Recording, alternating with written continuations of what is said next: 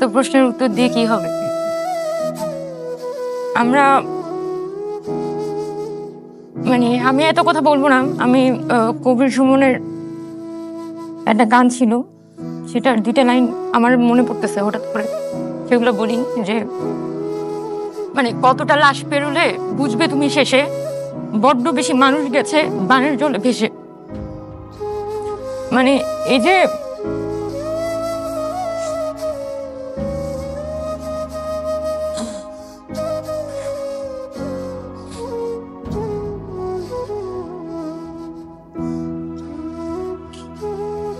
আচ্ছা আমি আপনার আবেগ আমরা বুঝতে পারছি। আমি আবেগী না, আমি এক্সট্রিমলি রিজনেবলি আলাপ করতে চাই।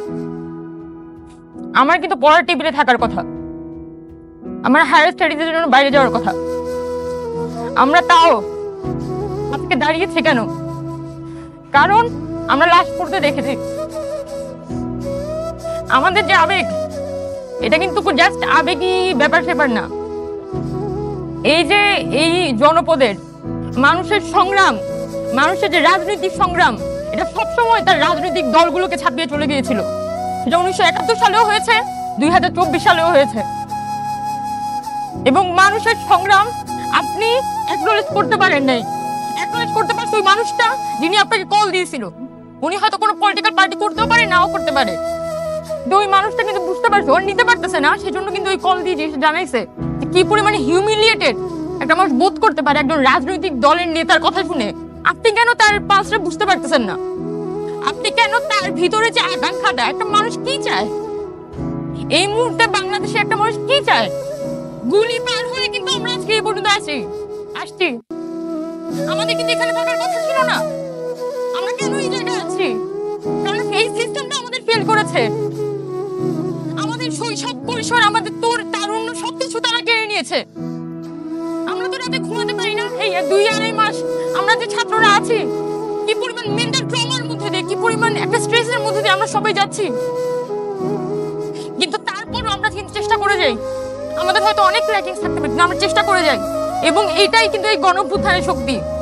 এই গণঅভ্যুত্থান পিপলস উইলকে আসলে সার্ভ করে। পিপলস উইলের একটা প্রকাশ করেছে যে মানুষ এই বিদ্যমান রাজনৈতিক ব্যবস্থা আর চায় না। এটা হচ্ছে মানুষের আকাঙ্ক্ষা।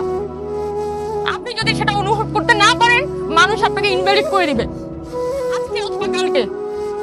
তো যত রাজনৈতিক সংগঠন আছে, ইভেন যারা আমাদের সিনিয়র সিটিজেনরা আছেন, অনেক বুঝদার ব্যক্তি, অনেক লম্বা লম্বা কথা বলতে পারেন। আমি এত লম্বা লম্বা কথা জানি না, আমি বায়োকেমিস্ট্রি পড়ছি, আমি এত সংবিধান বুঝি না। কিন্তু আমি এটা বুঝি যে গত 15 বছরে মানুষের সাথে যা হয়েছে, আমাদের হলে ছাত্রদের তাদের সময় কি বলবো, সে তো একটা স্টুডেন্ট দেখা গেছে, তার হয়তো সে ফার্স্ট হওয়ার মতো তার ক্যাপাসিটি ছিল। ওই স্টুডেন্টটাকে সাফার করতে হয়েছে গণরুমে, যাতে 3টা বাজে তাকে হল থেকে বের করে দেওয়া হতো। আজকে এটা কিন্তু ছাত্রলীগ নিষিদ্ধ হয়েছে। এটা কিন্তু আমাদের ভিতরকার আকাঙ্ক্ষা ছিল যে আমরা এই ছাত্র রাজনীতি চাই না।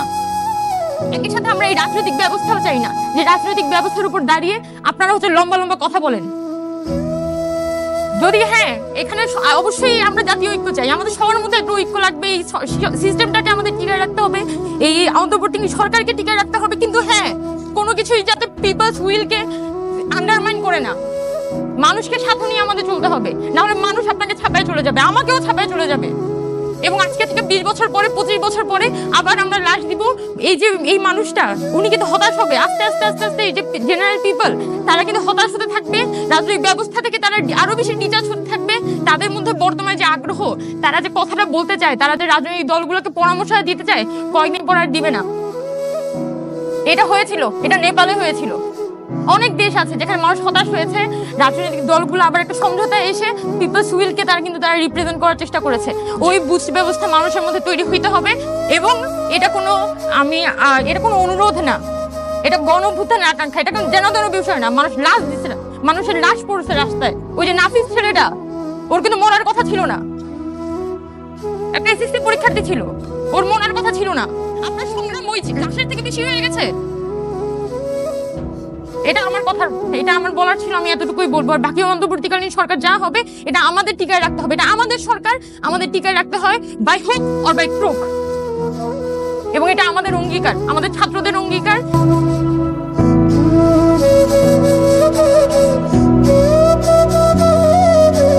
পারি